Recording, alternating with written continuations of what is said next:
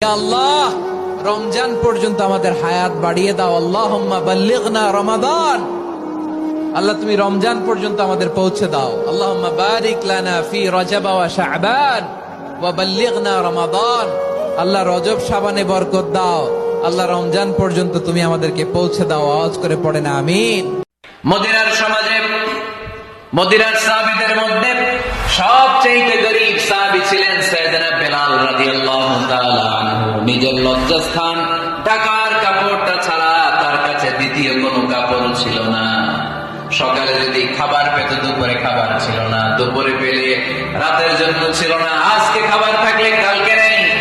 মদিনার সবচেয়ে গরীব সাহাবী বেলাল রাদিয়াল্লাহু তাআলা আনহু লজ্জাস্থান ঢাকার জন্য শুধু একটা জামা ছিল, গায়ে দেওয়ার মতো কোনো জামা নাই।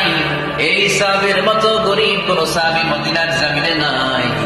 এই বেলাল রাদিয়াল্লাহু তাআলা আনহুকে বিশ্বনবী ডেকে বললেন, ইয়া বেলাল,